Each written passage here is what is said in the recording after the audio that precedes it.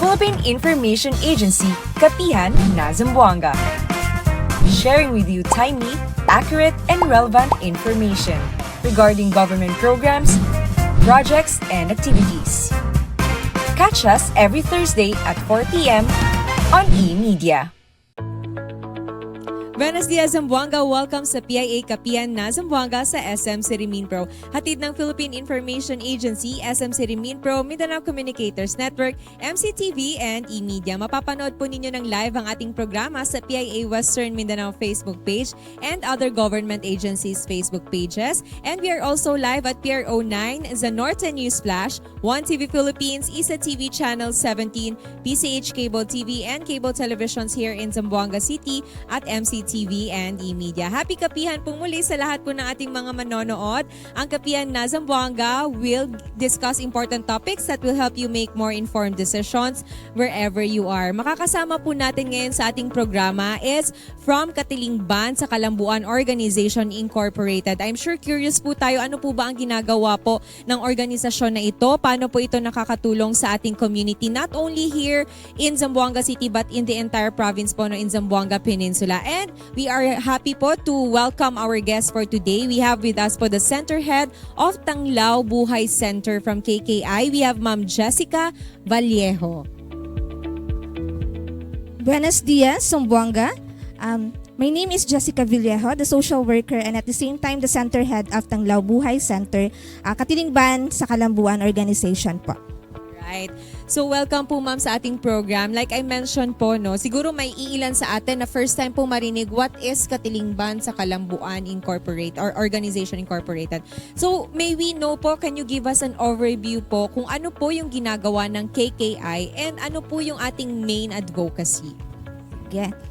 Sino nga ba si KKI or ano nga ba yung mga ginagawa ni KKI, no? So si KKI is ang Katilingban sa Kalambuan Organization is a non-profit and non-stock organization na kung saan working po with community-based associations on issues affecting po sa mga landless and homeless po na mga urban residents po, kagaya po ng mga women, farmers, persons with disabilities, and of course children po.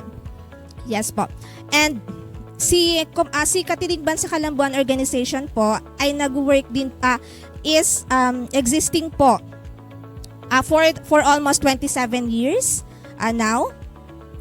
And over the years po, si Katilingban is nag-expand din po yung mga partnerships with community-based organizations, barangay, local government units, LGUs, PNP, and others po. So meron din pong programs and services si Katilingban sa Kalambuan Organization po or si KKI. So isa na din dito po yung socialized housing and community organizing po. So meron pong tatlong housing po si KKI. Ang unang-una po is ang Katilingban Housing na meron pong 210 beneficiaries. Meron din pong Kalinaw Housing na kung saan meron pong 98 beneficiaries, and ang pinakamalaki po sa lahat ang Kalambuan Housing po na meron pong 298 beneficiaries. So meron din pong programs and services si KKI po na socio-economic enterprise po and the Child and Development Youth Program po, kung saan meron din pong dalawang shelter si KKI po. Yung Akay Kalinga Center na kung saan exclusive for children in street situation or mas kilala po sa tawag na street children. And ang Tanglaw Buhay Center po na kung saan doon po ako under bilang isang social worker and ang center head po. So si KKI Tanglaw Buhay Center po is exclusively working po sa mga batang babae, edad 17 years and below po, na mga victim survivors of human trafficking po. Yes. And si Tanglaw Buhay Center po is accredited po ng DSWD po. And it is the only shelter in Western Mindanao who caters such cases po. And it started in year 2008 po.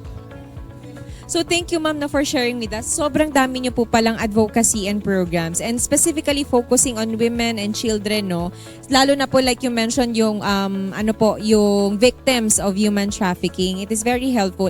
And we would just like to clarify na malaki po yung naitutulong po ng inyong organization sa ating mga government agencies, specifically yung DSWD, parang naging support din po kayo. And you are a non-government organization. NGO po ang KKI na tumutulong for 27 years na. Napakatagal na po pala talaga ng Katilingban. And we are very lucky na dito sa Zamboanga siya, no, na nandito po na organize yung KKI. And yung nasabi nyo nga po na in the entire Western Mindanao, kayo lang po ang merong Tanglaw Buhay Center na nagkikater ng mga... So, paano po yun, ma'am? Ito, ma'am, additional question lang, no? Paano po natin nakikater kung meron po tayong mga far from Zamboanga City?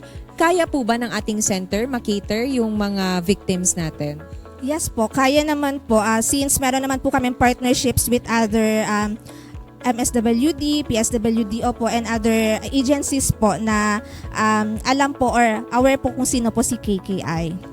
Napakagandang programa po, no, na at least alam natin na aside from the government, meron tayong mga kaagapay na non-government organization na pwedeng makatulong sa atin, and they offer these services for free. Oo, for free po lahat, no, itong mga services and programs po nila. Ma'am, can you tell us more naman po about the strengthening po yung ating safe spaces for children in Zamboanga City, since I know na focus din po ninyo itong project na ito sa ating mga children, street children. Sige. Bali po ngayon si KKI po is meron pong 4 na projects. So lahat po ito is supported and funded by foreign funders po namin and mga partners po namin. And ito po yung initiated po ito for the protection, prevention, prosecution, and partnerships po ng iba't ibang agencies po para po maprotektahan ang ating mga victim survivors of trafficking. Speaking of trafficking, ma'am, how important po, no, yung ating community involvement sa pag-a-address ng trafficking in persons? Ako po, familiar po ako, no, kasi meron nga tayong regional interagency task force on human trafficking or anti-trafficking. At alam ko member talaga si KKI. Medyo matagal-tagal na rin tayo naging member, no, of this committee. So, paano po yung involvement po ng ating community para po ma-address yung trafficking in persons? Malaking importance po talaga na ma-involve yung ating mga community, no? Kasi unang-una po, sila po yung unang nakaka-detect and nakaka-report po ng mga potential or mga potential trafficking cases po or mga red flags na tinatawag kumbaga. So, isa din po sila na importante din po para po sa pag-reintegrate ng aming mga survivors sa kanilang mga communities, maiwasan po yung stigma, ma'am. So, and another po is ma-advocate din po yung ibang families and communities po at the same time yung barangay officials para about po sa kung ano po si trafficking in persons. Ma'am, paano po natin, like for example po, no, meron tayong mga victims or reports on victims of trafficking in persons. I'm sure merong mga tumatawag directly sa DSWD dahil sila naman po talaga yung first responder sa ganito. But meron po ba tayong mga cases na natanggap na sa inyo po dumidiretso at paano po natin hinahandle yan? So, meron naman po talaga kami mga cases na natatanggap lalong-lalo na sa aming mga partner barangays and schools. Masaya po kami kasi galing po sa kanila na yung mga nag-start na din po silang mag-reports and meron na po silang even the victims po is yung nagre-report talaga mismo sa barangay officials. So, ang ginagawa po ng barangay officials, ma'am, is nire-report po sa PNP and at the same time po kapag alam po nilang trafficking in persons, alam po nila na sa amin po direct sinishelter ang bata. Yes po. So either bata, no, or mga babae, women. And then ma'am, alam po natin, no, like you mentioned, eto nga yung ating follow-up na paano po makaka-contribute yung ating public, no, sa pag-contribute nito sa ating advocacy. And I'm sure marami tayong mga lines ba na pwede nilang tawagan siguro in times of mga ganito, may mare-report sila. Yes. So, ang unang-una ko talagang ma-ask, no, sa public is to report suspicious cases po, lalo na sa trafficking or any forms of abuses po. And then, mag-join po ng mga advocacy trainings na binibigay or pinoprovide po ni KKI. And maging active po sa ating community. Huwag po tayong matakot na mag-report kasi alam naman po natin na marami tayong kakampi ng mga agencies na makakapag-protect sa mga rights ng mga bata and other victims pa po. Ma'am, ngayon po, kumusta po yung ating Tanglaw Buhay Center? Marami po ba tayong mga na-house ngayon doon? Or so far po, kumusta po yung status? As of now po, meron po tayong 28 center-based children po coming from different barangays and nearby provinces po. All victims po talaga Yes ng po. Violence and trafficking. So yun po. Ilan po yung capacity ng ating Tanglaw Buhay Center?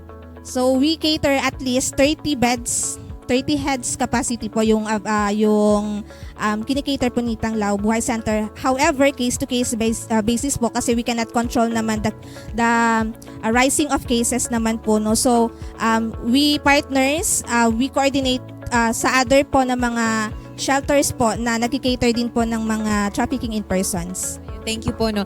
I'm sure nabibring up to madalas sa ating mga interagency meetings na isa talaga sa challenges natin is yung kakulangan nga ng ating mga centers, no, to cater these cases. Hindi lang sa trafficking in persons but also sa ating mga victims of violence. So yan po isa sa ating mga challenges.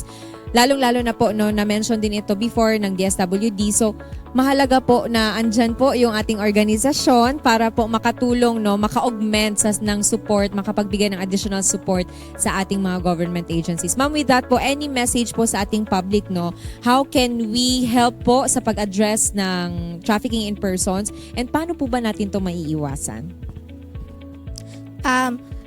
Awareness po about trafficking in persons, and of course please report cases po, any red flags, potential cases po about trafficking, report po sa ating local government units, sa ating mga partners agencies, or even sa amin po sa Katilingban sa Kalambuan po organization. Thank you very much po. Once again po, makasama natin yung center head ng Tanglaw Buhay Center of KKI organization po. And maraming salamat po muli Ma'am Jessica Vallejo.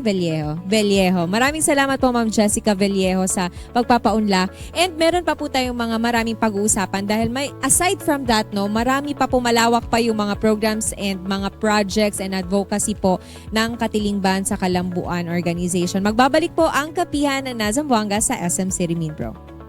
Nung nasa tiyan mo pa po ako, lagi na tayong nagpapatimbang sa health center. Dapat may dagdag tayo na halos 1 kilo kada buwan. Senyalis ito na tama ang nutrition mo. Mga nanay, dapat tama po ang timbang nyo. Nagbabalik ang PIA Kapihan na Zamboanga sa SM City Mindpro. Kasama pa rin po natin ang KKI, ang Katilingban sa Kalambuan Organization Incorporated. But this time kasama na po natin si Ma'am Jacqueline Orculio, the social worker po, also still from Tanglaw Buhay Center of KKI. Welcome po sa ating program, ma'am.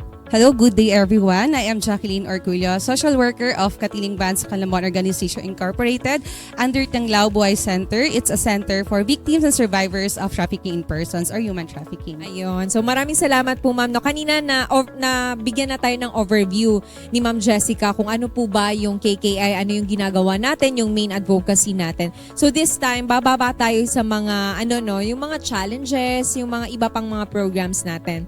Ma'am, ano po yung mga key challenges po natin sa pag-combat ng trafficking in persons in Zamboanga City? So far ba marami pa rin tayong mga victims of trafficking? Yes, so we have known that Zamboanga City is very rampant yung trafficking in person na nangyayari sa atin dito since we are part of PIA Kapihan, ma'am, no? So alam natin na ilang cases na ang meron sa Zamboanga City as of now.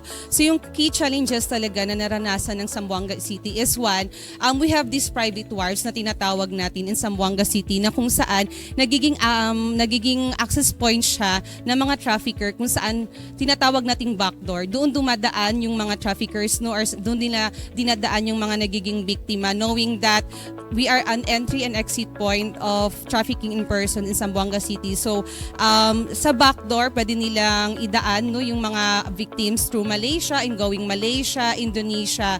Yun. So dito sa Zamboanga City, we have 88 wharves.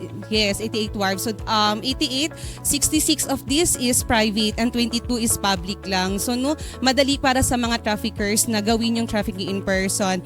And sa naitalangan ng DSWD9 as of 2020, meron tayong 345 cases of trafficking in person. At sa 2021, we have 305. In second quarter pa lang yun. So mas lalo na ngayon, no?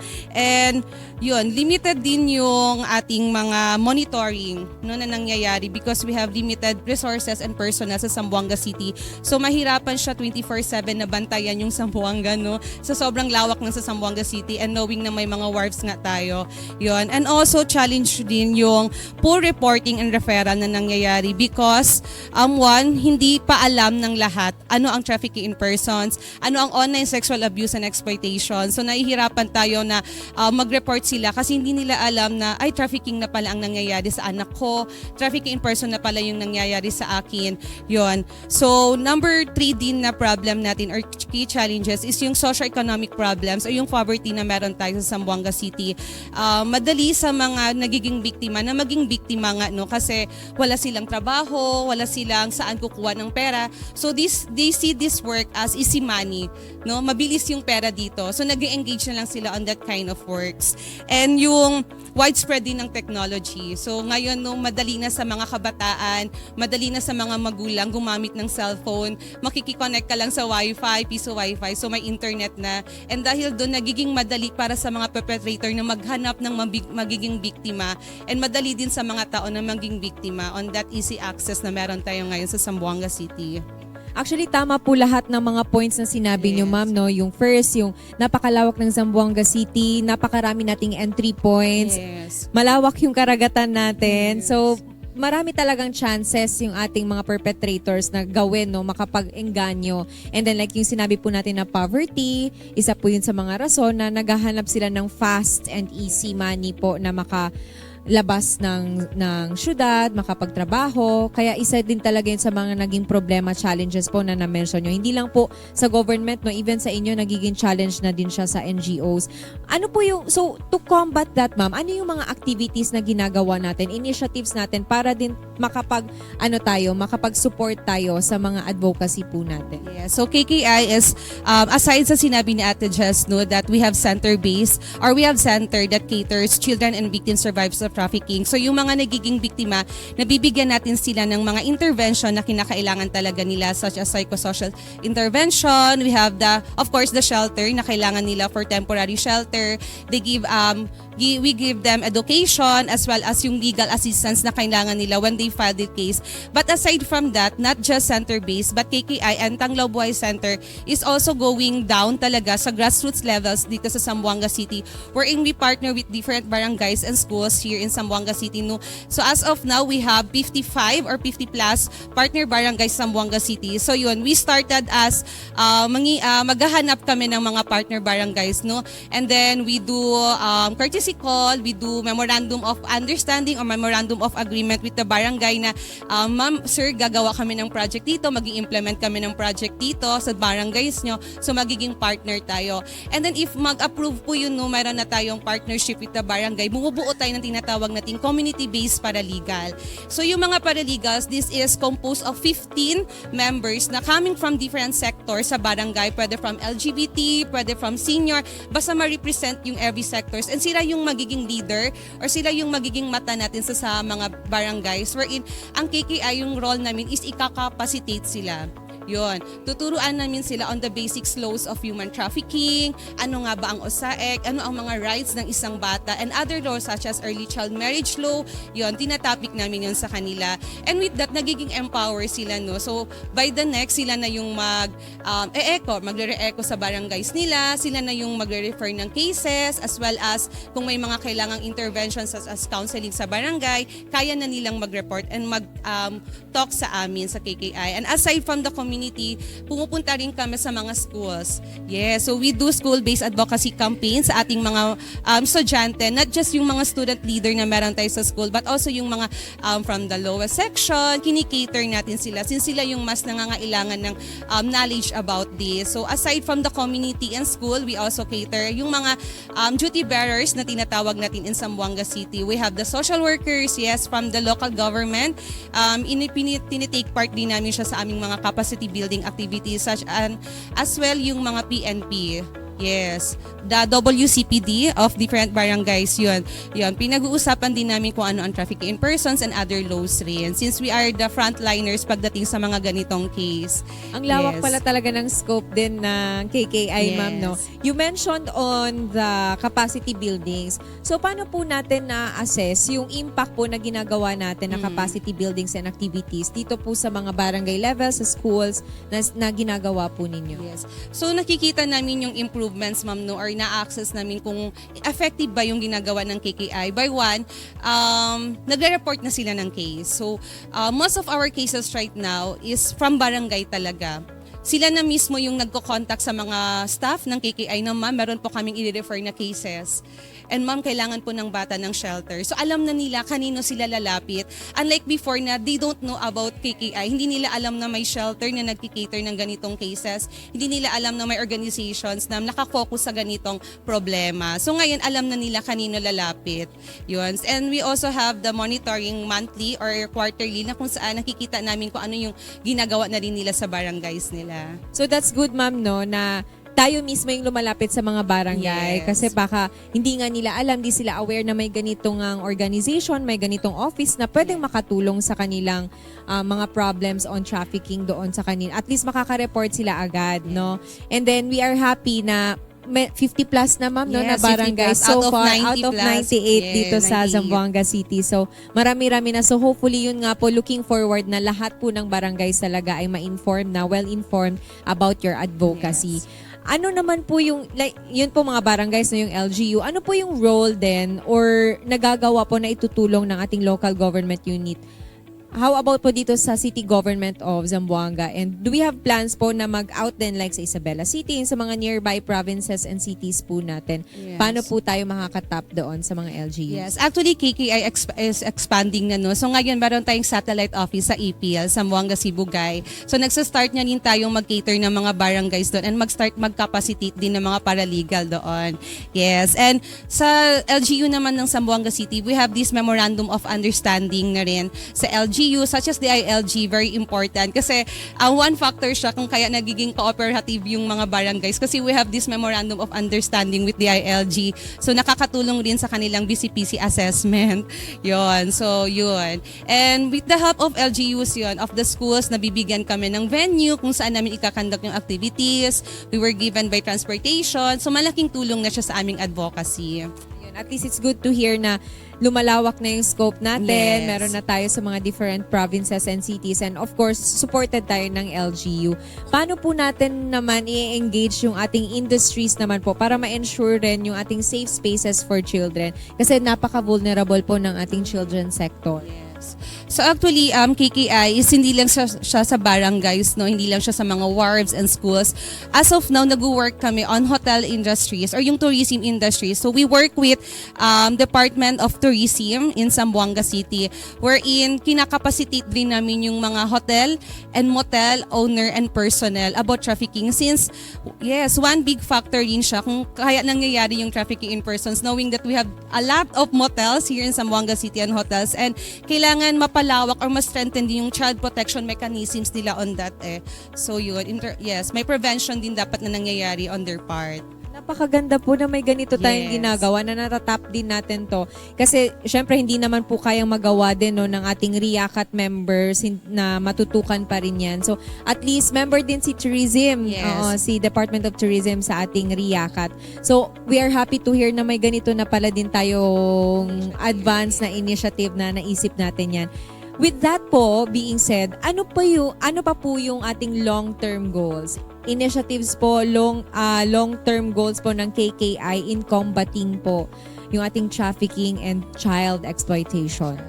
Yeah, so we have known KKI as non-government organization, no, and yun nga, project-based yung mga ginagawa namin or yung activities or yung mga projects na meron kami sa barangay, but we make sure na meron tayong sustainability on our part, no, na hindi masasayang yung initiative na nasimulan na natin. Of course, yung long-term goals ng KKI talaga is one, mas strengthen pa yung policy natin, yung policy implementation, knowing that we have a lot of amendments ng laws natin. So dapat on our part, mas strengthen pa natin yon, mapalawak pa natin siya sa mga tao na may laws tayong ganito, may nagproprotekta sa atin laban sa laban sa trafficking in persons. And of course, yung sustainability nga sinasabi ko sa ating mga barangays, no, na mas yun mapalawak pa yung natin, yung scope natin, not just the 55 barangays, but hopefully the 98 barangays sa Zamboanga City is yun, makater yun ng KKI at makilala ang KKI.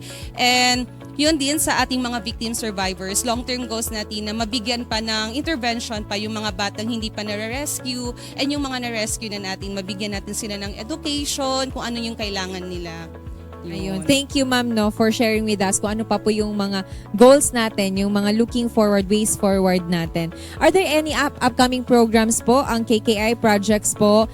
I know na nakikipag-partner na rin tayo ngayon sa mga radio stations if possible, Yes. para mas malawak yung scope Yes. natin. So ano po yung goal natin on that, para ano po ba yung gusto nating mapalawak na information using our tri-media, no, or Yes. multimedia? Yeah, so hindi lang siya yung mag-go talaga kami sa barangay, but also sa ating mga using technology ngayon. So no, pinapalawak namin yung network namin through radio advocacy campaign, no, sa ganito pagpa-partner with the PIA on this kind of work.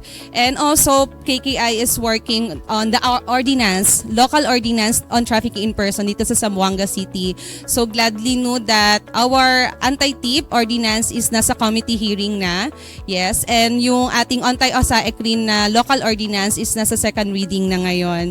And of course, ang ating Zamboanga City Paralegal Networks, yung sinasabi ko po kaninang paralegals, binubuo natin siya sa Zamboanga City para mas mapalawak pa yung network natin. So as of now, nire-register namin siya on SEC.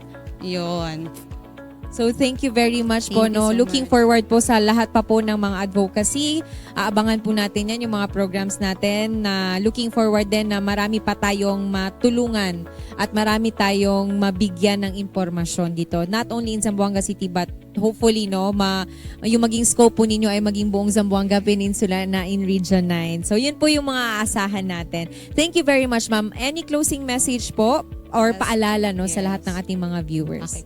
On behalf of KKI, ma'am, no, Katilingban sa Kalambuan Organization Incorporated, of our Executive Director, Ms. Joanna Amor Enchong, we thank the PIA for this opportunity that you have given us na ma-share kung ano yung KKI, since we know that hindi pa talaga alam ng tao na may KKI, no, may Tanglaw Buhay Center. And let's work hand in hand para matapos yung trafficking in persons, and we can build a future na kung saan safe sa mga bata and safe silang ma-pursue yung dreams nila. Yun. Thank you Thank very you so much, much. ma'am. Yun naman po talaga yung goal natin for everyone. Thank you very much once again po. We have Ma'am Jacqueline Orculio, the social worker po from the KKI. And maraming salamat rin po kanina from Ma'am Jessica Vallejo. Maraming salamat po sa inyong oras at panahon po.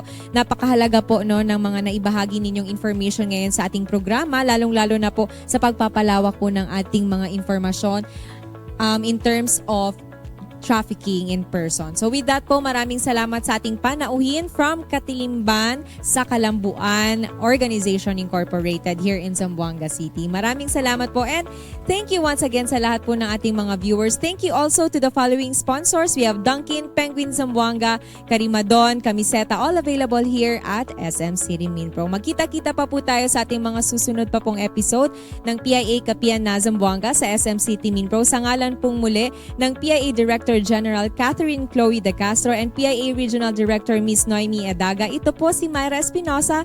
Muchísimas gracias. Philippine Information Agency, Kapihan na Zamboanga. Sharing with you timely, accurate, and relevant information regarding government programs, projects, and activities. Catch us every Thursday at 4 p.m. on